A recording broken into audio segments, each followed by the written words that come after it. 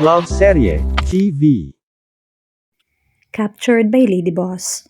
Tunghayan na po natin ang ikalabinsiyam na bahagi. Napapakunot ang noo ko dahil sa hindi man lamang matapos-tapos yung shoot ko na dapat ay kanina pa natapos kung hindi lang sa I can be the model.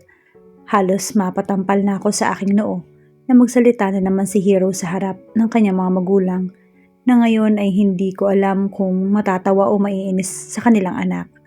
Son, are you feeling well right now? Her dad asked his son in a very concerned way, but all of us in the room know it was like he is mocking his son. Malungkot na tinitigan ng kanyang mami ang anak niya na nakasimangot at kunot ang noo habang masamang nakatitig sa akin. Tinan mo tong lalaking to, dinaig pa ang nireregla. He is holding her on her private part. How can I be okay, Dad? Gusto ko na lamang lamunan ng lupa dahil sa kaartehan ng isang to. It's just a shoot, honey. Isa pa, they are portraying Wanda and Kilo. Those two are touchy and they are husband and wife now. They need to make it visible in the picture. Napapadyak si Hero sa sahig, na akala mo ibata na nagdadabog, saka halos maiyak nang mag-angat ng tingin. Papatayin ko ang lalaking hawak sa kanya, Mom. Ako na lang sana si Kilo. Ang OA mo na, Hero. Tita, Tito, I'm sorry for this behavior. Napatawa naman si tita at saka ako nilapitan. I should be the one getting embarrassed with my son. Oh God, yung anak mo. Kausapin mo yan. Lalabas na kami ni Venice kasi may schedule pa ang model nating lalaki. Nakakahiya sa kanya. Please, lock him up here para hindi na makasunod at doon magtantrums ang anak mo. Tinatawanan ko si tita at sa kanya ko hinila papalabas. Walang magawa si Hero dahil kapag si tita nagsalita ay tiklop na siya. That is how he loved his mother. Kay tito, nakakapag-inarte pa siya ng bongga at napapagbigyan. Pero dahil nakakahiya na talaga siya, si tita na ang gumawa ng paraan.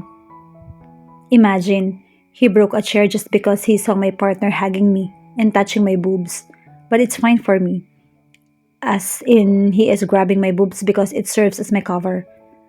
I never felt harassed or molested. My partner is very professional. May part na mga bubuhati niya ako. Dikit ang aming pang-itaas na walang damit. I have done more mature role like this before and I'm just enjoying it. Hindi ko siya tinitingnan na bastos or what because it is an art. Nang matapos ako magbihis ay nakaabang na mga nakasimangot na si Hero. Kanina pa silang sira yung mood ng lalaking to. Nakakatamad siyang kausapin kapag ganyan. Pwisit. Sa bahay tayo uuwi ngayon. Mom and Dad will be out of town later. Someone needs to look out for the house. Napatango na lang ako dahil sinabihan na rin ako ni na tita. Of course, I won't say no. Automatic na yes yan. I am so grateful that Hero's parents can shout to the whole company that I am their son's girl. Parehas kaming tahimik na sumakay ng sasakyan niya at hanggang sa marating ang bahay nila ay walang umiimik.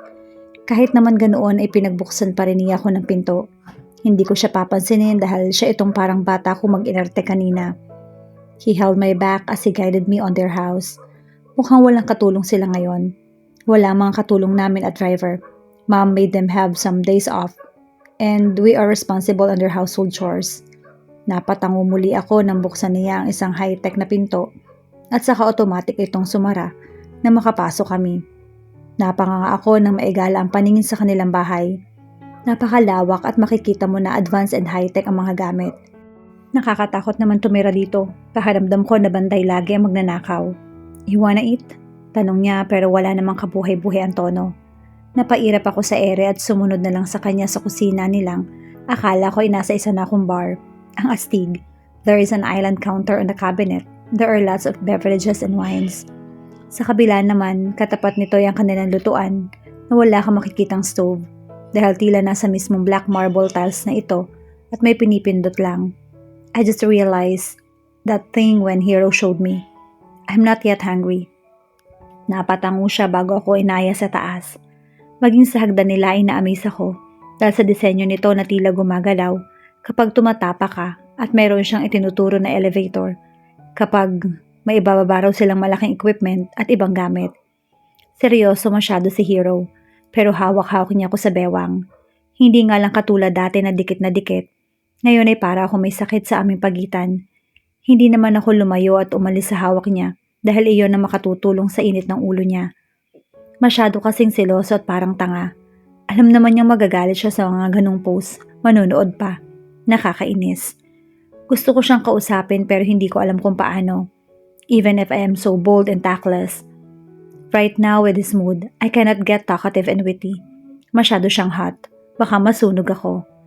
Kahit ganito ako ay nangangatog ang tuhod ko sa galit na mukha niya. Mas lalo na kanina nung tinumba niya yung bangko. Diyos ko, parang dragon, halos magbubuga ng apoy. Hindi naman kasi ako may kasalanan. Saka alam niya dapat na sa una pa lang ay ganun ang magiging eksena namin. Tapos nakinuod pa siya. Hanggang ngayon ay gusto ko pa rin mahiya sa ginawa niya kanina. Pero sa kabilang banda ay natatawa ako nang maalala niya na siya na lang daw ang model. Halos mapahagal pa ako kung hindi ko lang kinagat yung labi ko at maging ang dila ko. Binuksan niya ang pinto ng isang kwarto. Madilim. Napanganga ako nang bumukas ang ilaw sa kisame ng kwarto. Lalo nang magtungo siya sa may kanang banda at nanlaki ang mga mata nang umilaw ang game chair niya at ang kanyang computer. "Welcome to my game room," he plainly said, and he made me sit on the couch. Napasandal agad ako dahil sa lambot noon. Ngayon ko lang naramdaman ang pagod kanina. I'll just change. Balik ako rito kasi maglalaro ako. May pagkain at drinks sa fridge. Just feel at home. Because this is your also. You can familiarize yourself here. Napakunot ang noo ko nang lumabas siya. At wala man lamang halik o I love you para sa akin. Ganyan pala ha. Lagot ka sa akin. You have been slain. My God, halos ihagis ko na ang keyboard dahil sa inis at frustration. Dumagdag pa ang nagpapahirap sa akin na ngayon ay tinulak ang upuan ko ng bahagya. Pahuli pero sapat na maabot ko pa rin ang keyboard. What are you planning to? I was caught off guard when she leaned forward and moved her face closer to mine. Kinulong niya ako ng kanyang mga kamay na nasa magkabilang armrest ng gaming chair ko. Akala ko ihahalikan niya ako pero kaya hinanda ko na yung labi ko pero hindi pala. She is smirking at me as she slowly weighs her body like she is seducing the hell out of me. Ilalapit niya yung mukha niya tapos ilalayo kapag hahalikan ko siya. Napalunok ako at napababa ang tingin sa mayayaman niyang dibdib.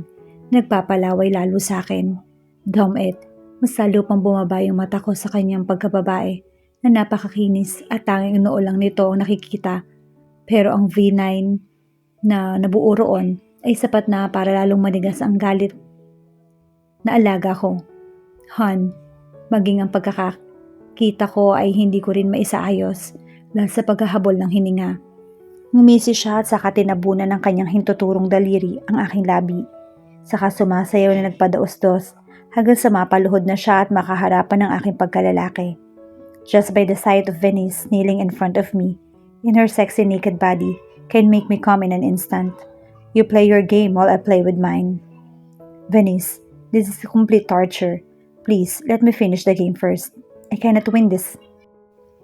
Wala akong nagawa ng kalasin niya ang botones ng pantalon ko at marahang ibaba ang zipper.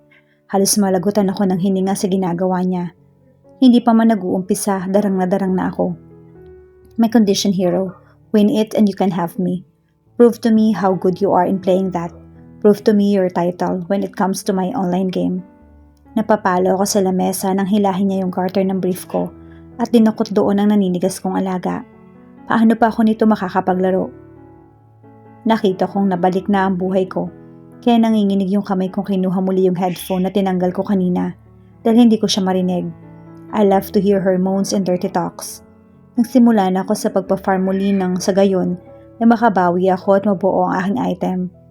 Kung magagaling lang ang kasama ko, ay tapos na agad ito, kaso maging ang kalaban ay magagaling. Buwise talaga. I just want to play just to distress and divert my anger on it.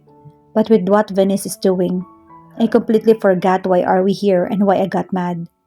Dinadaan niya ako sa aking kahinaan. Napakaang ako nang hilahin pa niya yung bangko at hindi ko siya matamaan sa aking tuhod. Umusog ako para hindi siya mahirapan na maabot. Kaya tanging ang puwet ko na lang ang nakaupo sa upuan. I need to fucking win this. Relax, hero. Play well and end the game with victory. Huminga ako ng malalim at saka sinimula na. Nasa clash na kami at tatatlo na lang ang natitira sa kalaban habang 4 pa kami. Lahat kami ay nasa mid at lahat ay nakaka-back up pa sa isa't isa. I tried focusing. Kinalimutan ko na may makulit akong girlfriend na nakaluhod sa harapan ko at hawak-hawak ang alaga ko. Pero sadyang sinusubok yata ako ni Venice dahil nilalaro-laro na naman niya ang butas sa ulo ng alaga ko. Napapadiin ang pagpindot ko sa keyboard nang paikutin niya ang daliri niya roon. Tila kinikiliti na ginigising palalo. Isa na lang, agad kami sumugod sa huling tour and mid lane. Iisa na lang kalaban dahil napatay na nila ang iba. Hindi man lamang ako nakapatay muli. Pero okay na rin dahil hindi kills ang importante sa akin. Ngayong naging ang medal. Ang importante sa akin ngayon ay manalo at matapos na to. Matatapos na sana, kaso nagkabuhay na ang mga napatay naming kalaban, kaya nasa defense mode sila sa main. Papatayin ko na sana ang isa nang makaramdam ako ng may malamig na mainit na dumaan sa aking alaga. Napalingon ako saglit kay Venice na ngayon ay dinidila ng kabaan ko. Nagtama ang mga mata namin at hindi ko na kinaya ang kanyang ginagawa sa akin. Hawak-hawak niya ang ulo ng pagkalalaki ko. Nilalaro ang butas habang dinidila ng aking kahabaan. You won't get distracted with this? Titig pa lang niya. Hindi ko na matagalan. Ito pa kaya may ginagawa siya sa akin na talaga namang nagpapalala sa nararamdaman ko. I'm so fucking horny that I just want to burn. Oh damn it honey, please. Halos tumidik na yung mata ko sa sarap ng kanyang ginagawa. Paulit-ulit lang niyang dinidilaan yun na parang ice cream. Isama pa ang mga titig niya na mababaliw talaga ako. May namatay sa dalawa kong kasama, kaya mas lalo nag-init ang ulo ko. Hindi ko na matapos-tapos. Kinalma ko ang sarili at pilit na nag-focus sa laro. I need to end this. Malapit na matapos. What the goodness gracious Venice. Isinubo lang naman ako ng magaling kong girlfriend at saka sinimulang sipsipin. My God talaga, napaurong pa ako ng bahagya at saka tila nanigas saglit ng katawan sa kanyang ginagawa. End the game now. Ginising ng sigaw niya ang aking paglasap sa sarap na napaparana sa akin. Ang mga mata niya ay lasing na rin at iyon naghudyat na alam kong hindi lang ako ang darang na darang dito. I can perfectly see in her eyes how horny she is. Ang sarap niya. Sobra. Venice started bobbling her head in accordance to my cock's position. Napapaangat ako ng bahagya na isinasagad niya at natatama ng ulo ng pagkaalalaki ko. Ang kanyang ovula. Oh honey, that's feel good. Inayos ko na ang laro habang sinasalubong ang paggalaw ng bibig niya. Hindi na nakadikit sa upuan ng puwet ko dahil bahagya na ako nakatayo habang naglalaro. May sarili na rin buhay ang balakang ko na gumagalaw.